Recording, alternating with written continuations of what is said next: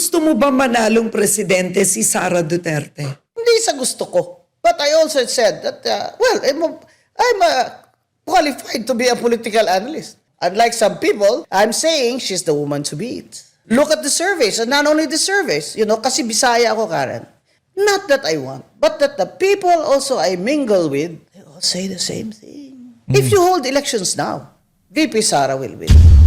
Palagay mo ba doon sa mga supporters ni Leni Robredo, merong kandidato na pwedeng tumalo sa kanya? Ang gusto ni Risa siya, para daw pag nag-unite daw sila lahat, kasama si BBM, why not? Ako naman parang, alam mo, okay lang sa akin mag-ambisyon kayo dyan eh. Pero yung ambisyon nyo na kain suka kayo, I will comment. Dati, never again sa martial law, I'm consistent. I said that impeachment against Sara Duterte was rigged. It violated the right to due process, therefore unconstitutional, and hindi ako uto-uto ni Martin. And I objected to the way Digong was arrested by General Torre. Dito sa video na to, napakarami hong binalagbag na itong si Atty. Rowena Gonzon. Nandyan na itong si Martin Romualdez, Risa Hontiveros at lahat ng bida-bida sa administrasyon itong si Marcos Jr. Interview ho nitong si Atty. Rowena Gonzon dito kay Ma'am Karen Davila ang pag-uusapan natin dito sa video na to. Tapos papasadaan ho natin itong video nitong si Senator Christopher Bongo at nitong si Senator Robin Padilla. Kailangan na ho talagang magkaisa ang mga taga-suporta nitong si dating Pangulong Rodrigo Duterte. Ngayong mga panahon na to, dahil ika nga yung mga dilawan talagang nagko-consolidate na ho sila. No? Nagdidesisyon na ho sila kung sino ang ilalaban nila dito kay VP Sara. Kaya naman pagka papalapit na talaga ang eleksyon, lahat ho tayo share ho natin yung mga video. Pati kayo gumawa na rin ho ng video. Ipakita ho natin sa buong Pilipinas kung ano ang mga dahilan kung bakit kailangan nating maibalik ang mga Duterte sa Malacanang. Pero bago yan, sa like at sa subscribe, masaya na ho tayo dyan sa mga gusto sumali sa ating community. Yung join button nandyan lang ho sa baba. Eto na, umpisahan natin ang ating talakayan dito kay Senator Bongo at Senator Robin Padilla. Yan grabe naman yan. Kailangan na ho talaga ano yan, kumbaga sa 2028 talagang magiging madugo ho ito. Hanggat maaari yung mga taga Malacanang gagawin ho nila lahat para hindi makabalik ang mga Duterte. Ngayon, tayo, sambayan ng Pilipino ang magtutulong-tulong para nga maibalik ang mga Duterte. Duterte Black kami. Masyadong malit Dali lang hula. Kaya natin ng konti Kay Senator Robin Padilla yung huli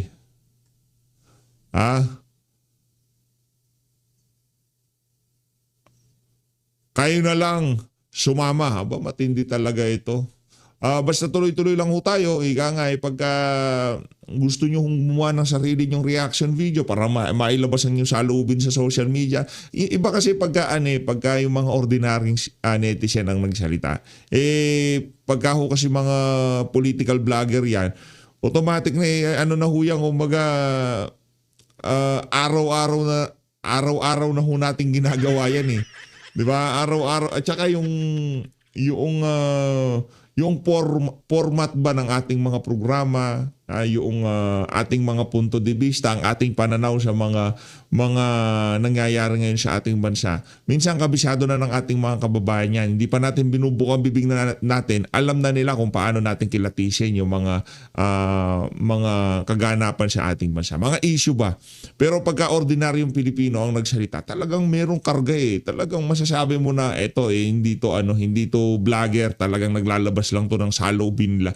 Kaya yan ang kailangan natin, magkaisa tayo mga taga-suporta ni dating Pangulong Rodrigo Duterte para maipamuka sa administrasyon na to na kahit na anong gawin nila. Especially dito sa impeachment ni VP Sara, kailangan ho talaga nating ipakita sa kanila na hindi sang-ayon ng sambayan ng Pilipino. Itag nyo ho yung mga congressman nyo, sabihin nyo sa kanila na hindi kayo natutuwa dyan sa kung sakaling i-impeach nila itong si VP Sara dyan sa House of Representatives. I-call out nyo ho sila, murahin nyo ho sila. Di ba? Para talagang maghalo na ang balat sa tinalupan. Rekta na ho kagad tayo dito kay Atty. Rowena Gonzon at dito kay Ma'am Karen Davila. Grabe naman itong si Ma'am Karen. Malulupit ho mga ini-interview nito. One-on-one. Okay? Naging Queen of Bardagulan, saan nanggaling yun? Kasi noong Punta lang ako kayo kay Karen Davila YT channel kung gusto niyo mapanood yung kabuuan ng video na interview niya na yan kay Atty. Rowena Guanzon. Bigla ako tuloy na-miss yung mic natin na Rod. Pagka magpapalit tayo ng mic, gagamitin natin yung mic natin. Pero ito kasi okay na to Pero parang maganda yung mic nila dito. Tingnan niyo mga kababayan, may kulay-kulay pa. Bila natin na ganyan, windscreen na ganyan, di ba? 22 elections, ang daming bashers. So pag binabash ako, nagre-retortang ako, di ba? Sinasagot ko, pero patawa, natatawa yung mga tao, pero sinasagot ko. So somebody called it, Bardagulan style. So they called me Queen of Bardagulan. It's stuck. So it's stuck. So I decided that my YouTube channel should be named Queen of Bardagulan, and it's still there. Bakit ka laging galit? Hindi naman ako laging galit. Galit lang ako pag justified ang anger ko. Kasi controversy nga follows me everywhere. Yung ibang tangod dyan, everyday galit, hindi naman sila natitv. Ako, minsan lang magalit, titv ako kasi sikat ako. Gusto ko. Di ba? Yung confidence itong si Atty. Rowena Guanzon. Totoo naman. Di ba? Bakit ba natin... dito sa PH Update, hindi ko natin siya pinapanood dahil sikat siya. Pinapanood natin siya kasi tama yung mga sinasabi niya. Di ba? For example, pagdating ng panahon, sinuportahan niya si Lenny. Sinuportahan niya. Hindi natin alam kung sino susuportahan niya, Lenny o Sarah. O worst case scenario, sinuportahan niya si Lenny. Nagsalita siya. Papakinggan pa rin natin siya. Gusto pa rin natin marinig kung ano mga sasabihin niya. Bakit? Kasi sa loob ng 6 na taon. Ngayon pagka nag-Lenny pa to sa loob ng 6 na taon, ewan ko na lang Atty. Rowena Guanzon. Anak ng tokwa yung mga yan, kain suka yan. Dati, nung in-interview si Lenny, di ba? Talagang palong-palo siya dito kay Marcos Jr. Pero ngayon, di ba na ano na ngayon sinusuportahan niya na Gusto, wala naman. Kahit tayo naman gusto nating magtagumpay ang administrasyon. Dahil pagka nagtagumpay yan, magtatagumpay yan sambayanan. Di ba? Pero doon na tayo sa realidad na 2 taon na lang ang nalalabi sa administrasyon na to. Ngayon, yung pagtatagumpay na sinasabi ni Leni Robredo doon sa pinaka-latest niyang interview nung tananong siya about dito kay Marcos Jr. Masyado na hong kain suka na talaga Kaya itong si Atty. Rowena Guanzon, base sa aking nakikita, sa talino ng alin na yan, malabong mag-Leni Robredo yan sa 2028. Ang dami kasing galit sa akin o they like me, ganyan. So, it became a media war, that Rockwell incident. But, bakit hindi magalit? Bawal ba magalit? Masama ba ang magalit? My parents brought me up between 3 boys. I grew up between 3 boys when, you're potentially gonna get bullied. But I never got bullied because my parents said, no, you fight back. You assert your rights. My parents brought me up and I always say, I will not allow anyone to demean me. Di ba? To demean me or anyone. Kahit hindi sa akin nangyari yung sa Rockwell, pag sinabi niya yun sa ibang tao, I'm going to also, pagagalitan ko rin siya. Sabihan ka na, you're coughing, you're contagious, you should leave. Huh? Because, are you a doctor? Sabi niya, no. But you're contagious, you should leave.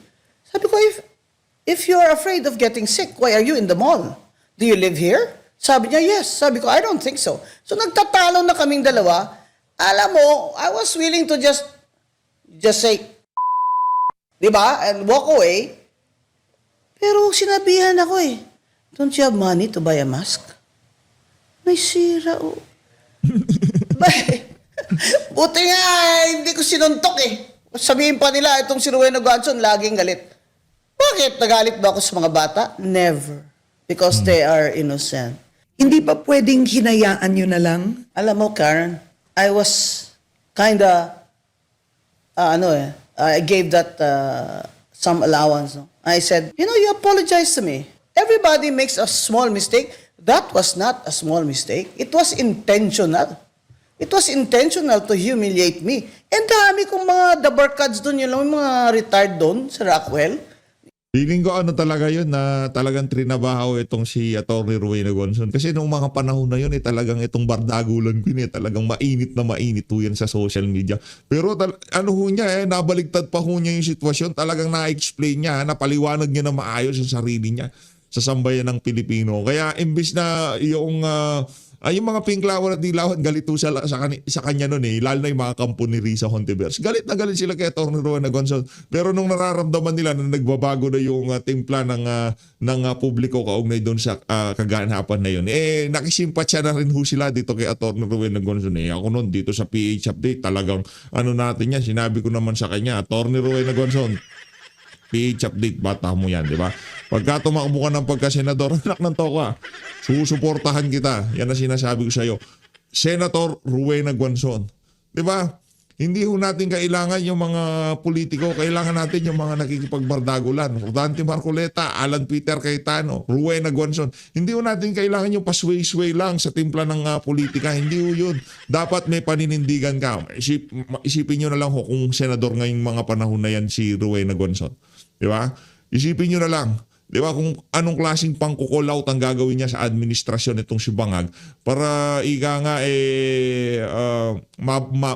malantad sa sambayan ng Pilipino ang kabulukan na ginagawa ng administrasyon na to. Sa bagay, kahit hindi naman sabihin niya niya to. Pero iba pa rin kasi pagka merong binibigyang diin yung kalokohang ginagawa ng administrasyon na to. Pinsan mo, speaker, ikaw, presidente, wala kayong kasalanan no pambihira. Umiinom ng sa Dunkin, tinitingnan nga siya eh. Hindi makuha sa tingin nito. Sabi ko ba, ladies and gentlemen, this man told me to get out of the mall because I coughed once. Do you think he's correct? Sagutan pa no. So, akala ko, we'll walk away. Bakit ako ang mag-walk away? Dapat siya nag-walk away. Di ba? O ngayon, tingnan natin kung hindi siya mawawaran. Nag-apologize. Wala! And you know what's worse? Di nandyan yung chief of police. Kasi pagdating ko sa Makati, 30 minutes na ako doon, walang police. Sabi ko, ang lakas ng bayad ko dito sa real estate tax sa Makati. Pagdating ko, walang police. Walang chief of police. Anyway, he arrived finally. So, nung hinatid na siya ng police doon with his lawyer, and take note, I advised the wife to get a lawyer. I was very fair. You know, if this is gonna be a fight, it's a fair fight. Di ba? Hindi ako unfair. Sinabihan sa ng chief of police, yung investigador, basahan mo na yan. You know what that means? You read him his Miranda rights. Nung babasahan na siya, tumakas siya kasama ang lawyer niya. Mananagot yung lawyer doon, di ba? Grabe naman yung mga lawyer ngayon. Ganyan na kayo ngayon. Saan ba yung nag-aaral na ganyan na kayo ngayon, wala kayong respeto sa batas? So, ang galit kasi nagagamit in calling out corruption in government. Oo. You have been very vocal. Ano ang hindi ginagawa ng gobyernong ito sa pananaw po ninyo in achieving justice, transparency, and holding the corrupt accountable? Kasi may kasalanan itong lahat, si BBM Kung di ba naman siya magnanakaw, di rin magnanakaw yung mga palibot niya, lalo na yung press kasi niya, ginawa pa niya speaker. Saan ka makakita? With their history. Sinabi ko na sa kampanya doon kay Lenny nang nasa rally ako, di ba? Tapos, cronies na naman ang papatakbo ng ating ekonomiya. Oh, look at what happened. Even Professor Monson was my professor, said, I'm not optimistic that they can still reform because of the people around Bongbong. Oh, yeah, not coming from me, na political, she's an economist, di ba? Sabi ko naman sa show mo noon You were the one who asked me and I answered, I wish the president will succeed because we're in the same boat. Bayan ko rin naman ito. Di ba? It was in your show. So wala siyang masasabi sa akin na I started, pag-start pa lang niya, inatake ko rin. Hindi. Kami ni Martin, when I was at the lunch of the party list, I was invited. Di pa kami noon, wala pang June 30 noon Si Sandro, pumunta sa akin, yumuyo ko. Diba? Naka-picture yun Galit na galit yung mga kakamping. Ba't ko daw sinhake hands si Sandro? Bakit? Sabi ko, may ketong ba yun? Patayin niyo ko siyang i-shake hands, ha? Masyadong jealous kayo. Sila pupunta sa akin pa-picture. At naman ako tatayo pa-picture sa kanila. I'm nearly 70 years old. Sabi ko, ito si Martin talaga, doble cara. Sinabi pa niya sa akin, Ma'am, sabi ko, is there anything... Gawin mo naman, you make the PWD committee a regular committee. Kasi right now, de facto lang. You know, it's really marginalized. Yes, we can do that. Ganun pa, traidor talaga. Traidor Tapos talaga. hindi ako pinaupo.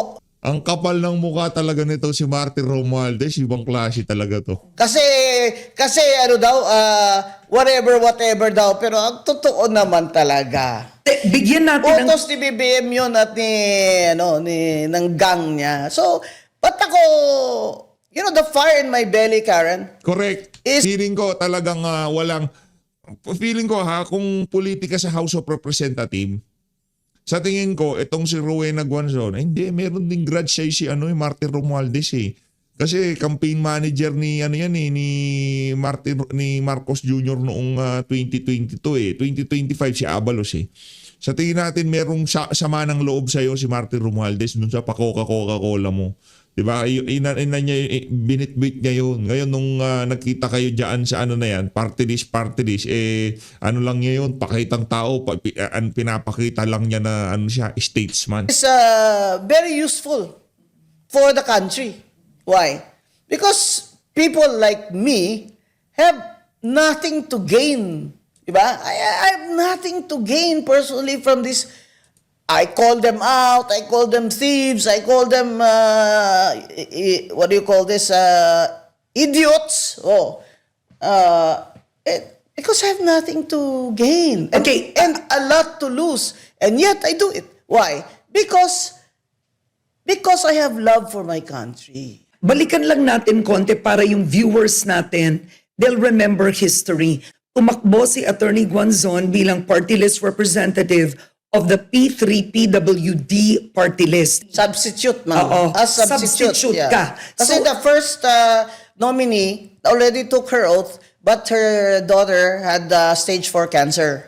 So she said that I cannot assume office. I'm in the hospital almost Oo. every day. Pero hindi ka pinaupo noong Martin. 2022. By 2024, the Supreme Court declared your substitution Invalid. as a nominee invalid Yes. and illegal. Pero you could have sat for 2 years. Yeah, I could have sat if Martin allowed me. Di ba? Kasi I received an invitation.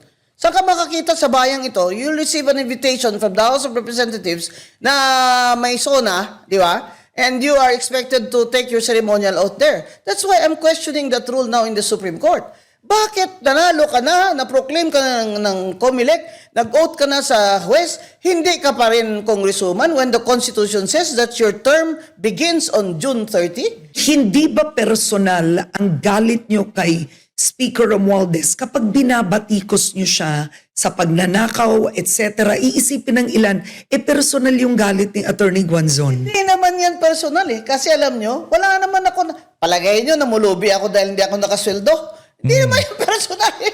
Ang ano ko doon is yung principles and the rule of law. Abogado ako eh. Professor pa ako ng law sa UP College of Law eh. May Harvard degree pa ako. Tapos ganito lang gawin niya sa amin. Kung magawa niya ito kay Rowena Guanzon, magawa niya ito kahit sino. Diba? And he did. 3 more congressmen. Ang hindi niya pinaupo. 3 more? Wala namang TRO sa akin Nag-file yung Grabe si Cardemit Martin Romualdez. na Ano ho talaga, kabalahuraan ng ginawa noong mama na yun? remember, that was our first topic here. Duterte Youth Party Yes, List. that Oo. I disqualified him because he's overage, di ba? And nanalo naman ako unanimous what do you call in the COMELEC. He used that against me na may Supreme Court case daw. On June 30, kailan ba sila nag-oath taking? July na, di ba? The Constitution says your term begins on June 30. July na siya nag-speaker, di ba? In between, sino ang speaker? Bakit ako ni Secretary General Mendoza pinatawagan sa kanyang deputy legal na pasensya na kayo, ma'am, na you cannot be in the So, dalawa lang choices ko and I consulted a great lawyer. Shall I do this? That they have to bodily remove me from there? Sabi niya, that's your call, but you can. Pag pinas mo, ayaw kanila papasukin doon sa plenary, that's going to be an incident. And Hindi mo ginawa yun. Hindi ko ginawa. Kasi, sabi ko, Supreme Court na lang tayo. Kasi abogado ako, Claren. I abide by the rule of law. Palagay nyo, ba't di kayo pinaupo kasi galit sila sa akin kasi sa rally, di ba, ni Lenny, maakyat ako Iniimbita ako ng mga Yung bata. Coca-Cola, oo. Sabi ko na si Adik yan si BBM. How can he make good decisions? I'm right. I am right. All this is happening to our country now proves that my prediction was right. But then we see the impeachment complaint, and the congressmen have said there is no proof that the president is an addict in any way. They said that it's insufficient in substance.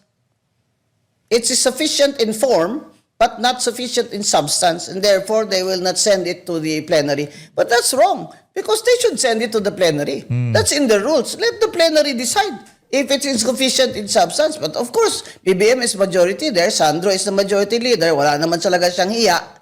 Bakit siya nagma-majority leader pa? Dapat kung magaling siya talaga, dapat nag-resign siya as majority leader para maniwala tayo. Yan lang naman payo ko sa kanya Ano ang masasabi ninyo doon sa House Committee on Justice? How they handled?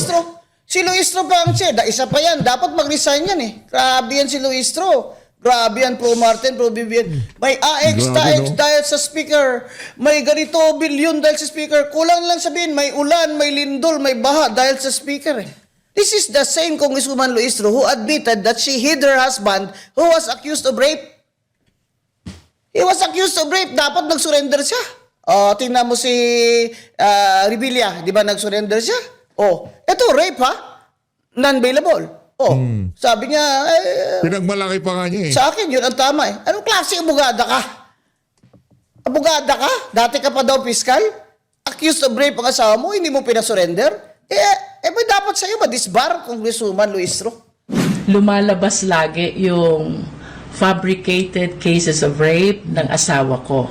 With the branding that tinago ko ang asawa ko, Yes. I evaded the law. That's what's going around. That here you are holding people to account, and yet you told your husband to hide and not face these charges when they were filed against him. Talaga bang tinago niyo yung asawa niyo? Yes. Tinago ko po ang asawa ko. It is because I needed to step back.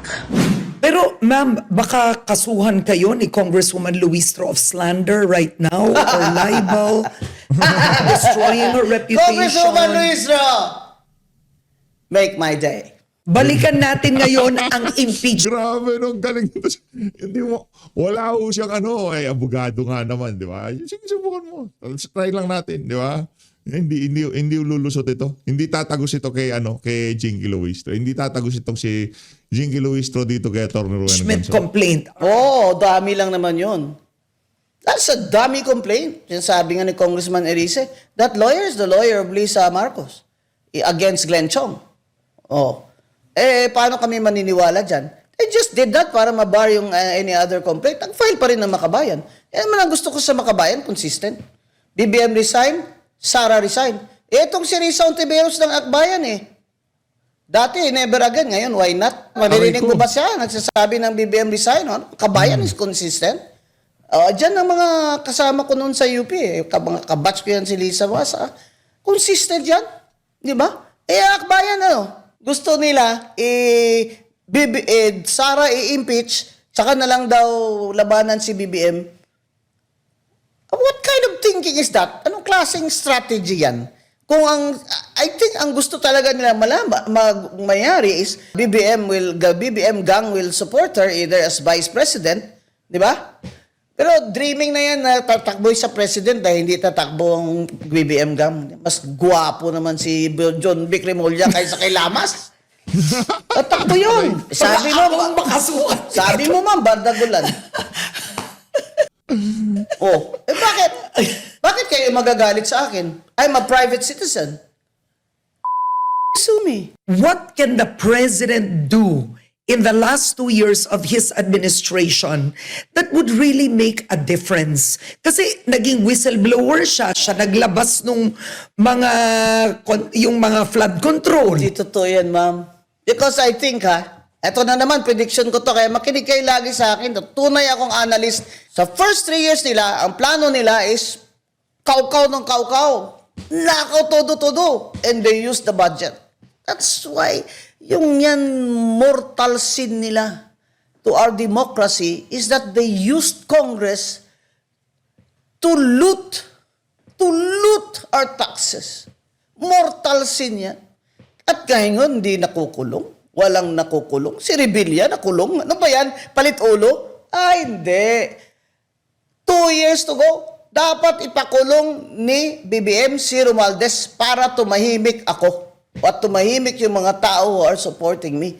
Bakit si Saldico ang binabanatan nyo? Sinasabi na ni Saldico na ang mastermind si Martin Romualdez na nag-atid siya ng pera doon at kay Bongbong.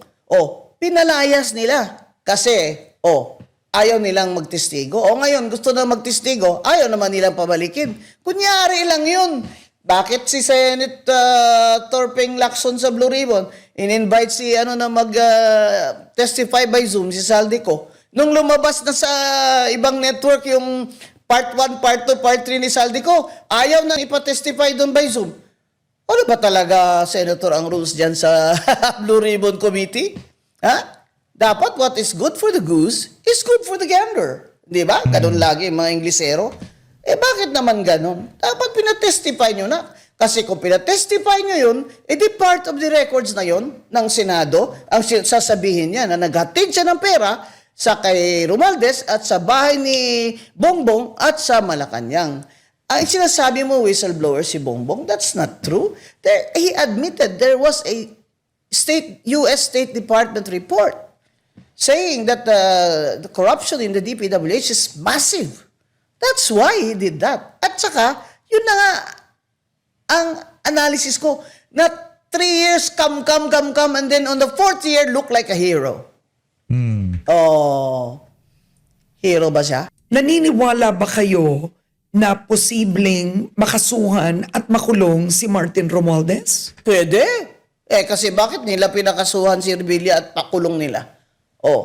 Bakit hindi? Di ba? ICI also. Kulong ho yun yan. lang. Kulong ho yan. Martin Romualdez, Marcos Jr., kulong ho yan pagkatapos nitong administration na to.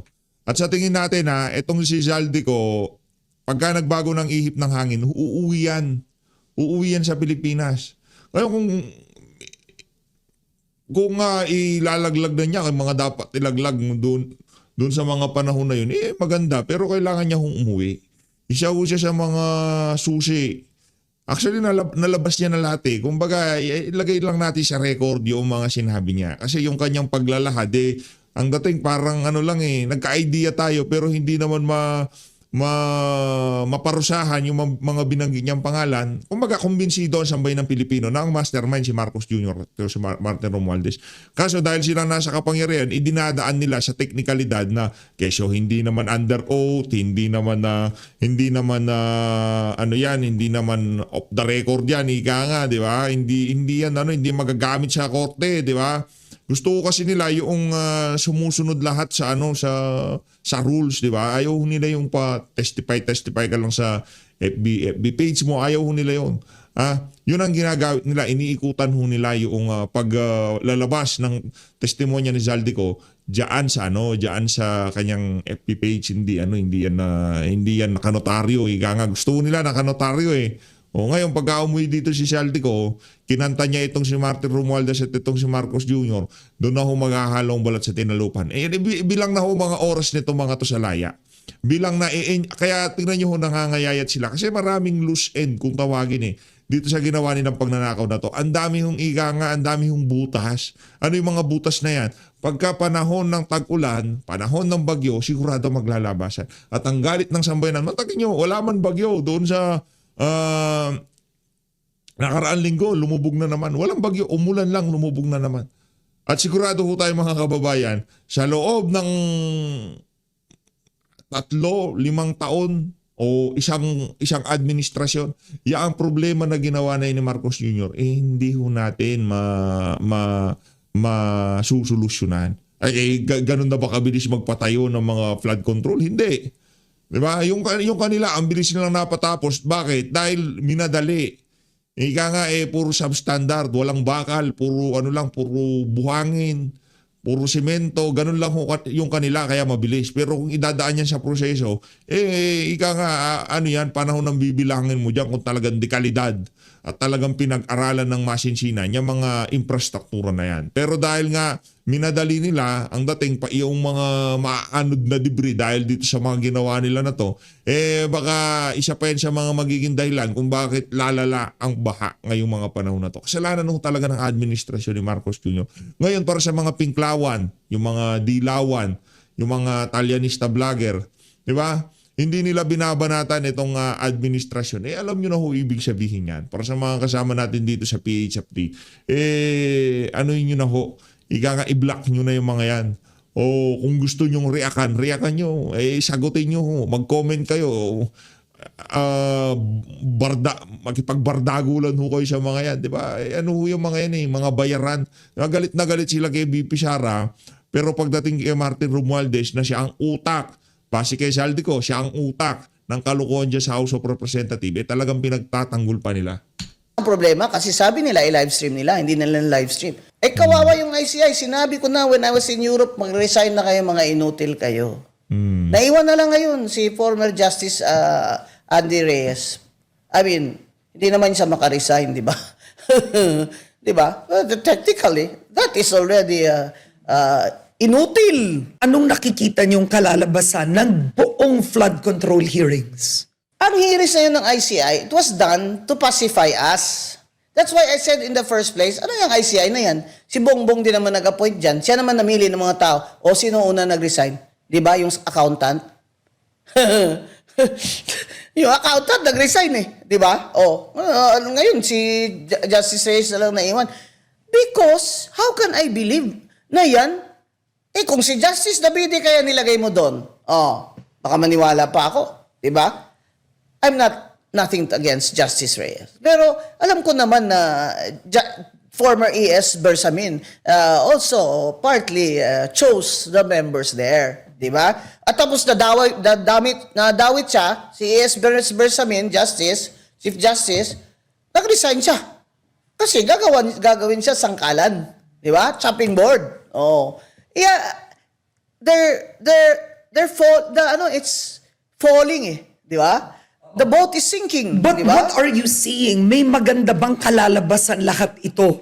Some Well, so people far, see reforms, something positive. Sabi nga, ko nga, at ni Dr. Winnie Munsod, how can Bongbong reform when all these people around him are incapable of reform because he, as a leader, really doesn't want reform? Bongbong Marcos ran on the unity chu-chu-chu with Sara Duterte. That's why he won. I'm not friends with Sara Duterte. I've never met her except in my sala when she applied for registration of her local party. And I treated her there as petitioner even when she was mayor. And it's not true that kumakampi ako kay Sara Duterte. So hindi ka pro-Duterte. Hindi kasi yan ang sinasabi ng ilan. Paano ako mag-pro-Duterte? Nag-Leni ako. Tapos paano ako maging DDS na I fought Marcos all my life and my whole family, my brothers and sisters? Hanggang ngayon, yung kuya ko na heart surgeon, may marka pa ng Molotov bomb dito dahil sa Diliman Commune and first quarter stop. Hindi lang ako, Karen. Lahat ng mga kapatid ko sa UP, nag-aktivista kami against the dictatorship.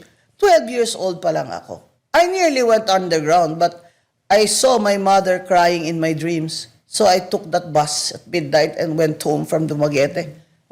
So, ang sinasabi ko, paano ako mag-DDS? Andun nga ako nagkampanya kami against Marcos and against his warlord Armando Gustilo. Gusto nyo, kayo doon magkampanya? Namprel doon, tinututukan ng Armalite. We risked our lives and properties and liberty to fight for Cory Aquino nung nag-snap election. At na-appoint ako mayor ni President Cory, and I ran, and I served up Cadiz City, which became a first-class city, with the surplus. When I entered there, third class, di sila makabayad ng sweldo Ang point doon is, I was even appointed by Cory Aquino to reward me and my family for our fight against the dictatorship of Marcos. Not only me, she appointed my mother, Elvira Guanzon, to her previous position as board member because she resigned from the KBL when we already fought Marcos. Sa Cadiz, hindi yung kampanya lang kayo sa Facebook. Totoo ka ng baril doon pag nag-eleksyon nung araw. So sa lahat ng pinagdaanan mo at Oo. ngayon abogado ka, ang tanong, ano nga ang posibleng reforma sa Pilipinas? Anong kabutihan ang pwede nating makita sa lahat ng ito? Pwede natin makita, pero I don't think makikita natin kung sila pa rin nandyan. He should change his cabinet. Oh, I have one question for Secretary Chu Laurel. Which I did not mention in other shows. Why is it, Secretary Laurel, that this one bidder called Lead Agri has won all the biddings, more than 60% of the biddings for seedlings, rice seedlings, in the DA? Bakit ang Agri-Lead isang klaseng seedlings lang? Lahat, para sa lahat sa buong bansa, sila nananalo. Ibibigay nyo sa amin seedlings na hindi mabubuhay. Pag nanakaw po yan, Bureau of Customs. Oh, you check again if I am correct that the U.S. State Department also issued a comment that the Bureau of Customs is full of thieves. Well, not in that exact language, but that there's massive corruption. Grabe naman kayo. So, ang ano ko lang naman, ma'am, is maniniwala ba kayo na ma-reform ito ni BBM? Na siya pa rin ang presidente? Kung siya mismo, kina-question natin siya dahil sinabi ni Saldico na nag-kickback siya ng... O sinabi din ni Tang Chanko, he was witness to it, na sinabi niya na kinuha niyo na lahat. Sabi niya kay Martin Ibig niya sabihin, kinuha niyo na lahat, wala na natira sa akin. Pag naririnig mo yung amounts, the houses, the mansions. Hindi, billion. Dati may pagnanakaw naman. Pinoy was Pinoy appointed me twice, ha? Bawat presidente may pagnanakaw naman. Lahat, yan sila. Niwala ba ko wala? Pero Pino. May hiya, di ba? May hiya. Ito, mga walang hiya. Kung Mong and Martin did not anticipate the hand of God na magbaha. Kita ng mga tao, sakita ngayon ng mga tao, bilyon-bilyon pera nakalatag sa mesa ng DPWH. Habang ang mga tao, halos maka-earn lang ng 30 pesos pagbebenta ng kung ano-ano para makabili lang ng bigas. Sabi niya, Karen, ba't ako laging galit? Alam niya, sakit na nga ng puso ko When I wake up in the morning, pag galit ako, sumasakit puso ko. Kaya sinasabi ko, hindi na ako magalit ngayon kay Bongbong. Pero naman, tingnan mo naman mga ginagawa ng mga ito. Attorney, you've been called crazy by some sectors. Not that I'm too bright for them. That's why they say I'm crazy. What do you mean I'm crazy? You know, crazy people go out in public without clothes. Those are the crazy people. Kayo crazy? And then when I wear clothes and I wear nice things, you say, yabang naman ito. Huwag nyo ako kakantihin kasi I have nothing to gain from all of this. Huwag nyo akong kalabanin ang tao na hindi nagnakaw, walang kailangan sa inyo. I'm crazy. I wrote 10 books. I have an article in the United Nations on the laws of violence against women in the Philippines. My book's Anti-Sexual Harassment Act is in the libraries of, listen carefully, people, Harvard, Stanford, UC Berkeley, and the National Library of Australia. Kayo, anong sinulat nyo na nailagay sa Harvard? And you think I'm crazy? Crazy pa ako niyan, ha? Can you imagine kung hindi ako crazy? Tatakbo ka ba in 2028? Well, not some, many people. Especially my followers are... And the people, they really are looking for a champion. I'm not saying it has to be me, right? I'm almost 70 years old. But Posibleng tatakbo ka ba? I have no plans, Karen. I always say, I have no plans. And don't say I'm doing this because I want to run for senator. No, Gusto mo ba manalong presidente si Sara Duterte? hindi sa gusto ko. But I also said that, I'm qualified to be a political analyst. After all, I was a politician in my mother's womb all the way to now. Unlike some people, I'm saying she's the woman to beat. Look at the surveys, and not only the surveys, kasi Bisaya ako, Karen. Not that I want, but that the people also I mingle with, they all say the same thing. If you hold elections now, VP Sara will win. Palagay mo ba doon sa mga supporters ni Leni Robredo, merong kandidato na pwedeng tumalo sa kanya? Ang gusto ni Risa siya, para daw pag nag-unite daw sila lahat, kasama si BBM, why not? Ako naman parang, alam mo, okay lang sa akin mag-ambisyon kayo dyan eh. Pero yung ambisyon nyo na kain suka kayo, I will comment. Dati, never again sa martial law, I'm consistent. I'm consistently anti-Marcos. I'm consistently anti-corruption. I'm consistently anti-EJK. I'm consistently West Philippine Sea is ours. I said that impeachment against Sara Duterte was rigged. It violated the right to due process, therefore unconstitutional, and hindi ako uto-uto ni Martin. And I objected to the way Digong was arrested by General Torre. Sa lahat ng nararamdaman mo, Doon pa lang ho mga kababayan kahit na ika nga dilawan-pinglawan niya si Atty. Rowena Gonzon. Dilawan-pinglawan yan. Doon pa lang sa sinabi niya na yun, kung gusto ko man na magkaroon ng dilawan at pinglawan sa Senado, ganito na. Yung tipong, pananaw niya sa mga issue, talagang parehas. Oo, dilawan-pinglawan ako, pero doon tayo sa rule of law.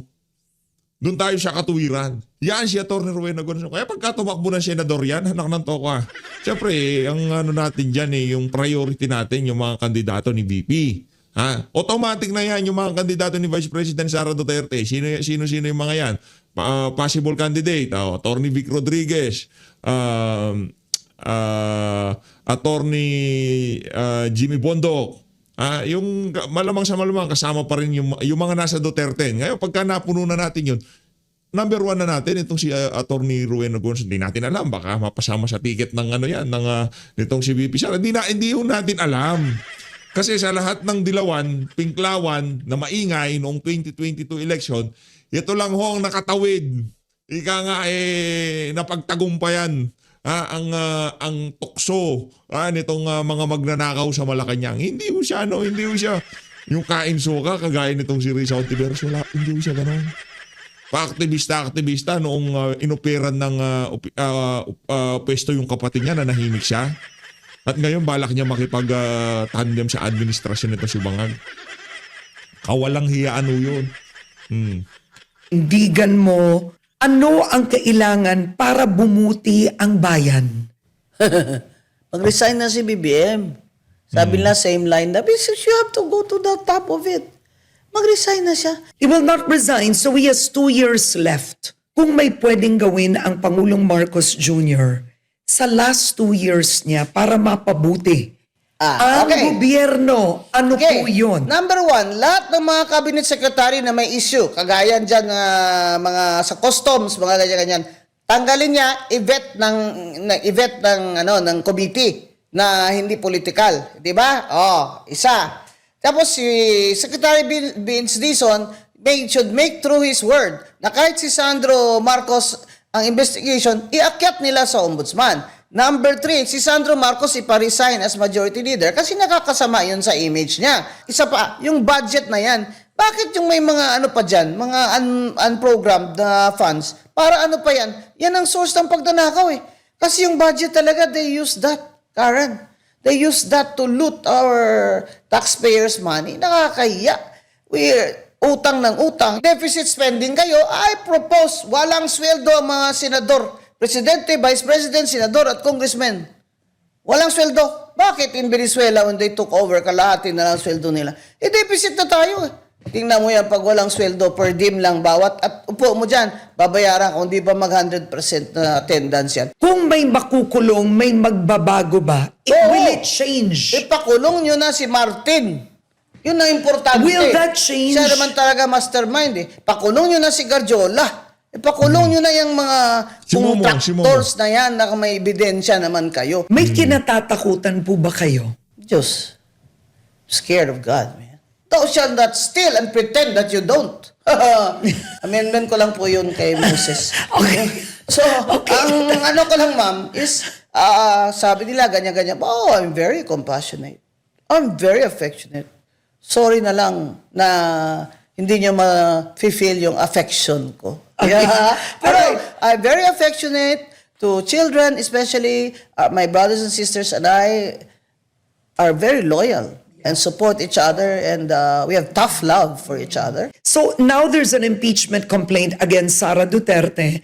Do you believe that she will be impeached in the lower house and it will get to the Senate? Of course. They're just moving according to a script. That's why I said that Congresswoman Luistro should resign as chair of that committee if she wants us to believe this Justice Committee. I mean, how can you be impartial? Recently in PGMN, you came out and said you were a lesbian. That So, was fun. so why did you finally choose to come out? I did not plan it. But these twins, you see them, they're really fun. I just felt so at ease na, it was natural for me to say. So when I was in the dorm, and I went home, and my mother asked, "Why are you home? It's not break." She sat beside me on my bed, and I said, "A girl kissed me, and I kissed her back." And I thought, I was guilty, right? And my mother did like this lang on my forehead and said, "You'll be fine tomorrow." That removed my anxiety and my guilt. And with just one gesture on my forehead, I felt my mother's love. And I draw strength from that. Are you happy you came out? Yeah. And I told my partner that you better watch BGMN because I came out. And she laughed. She How, laughed. you've had a partner for 10 years? Is that correct? No, I have a partner just for a few years. And it was love at first sight. Okay.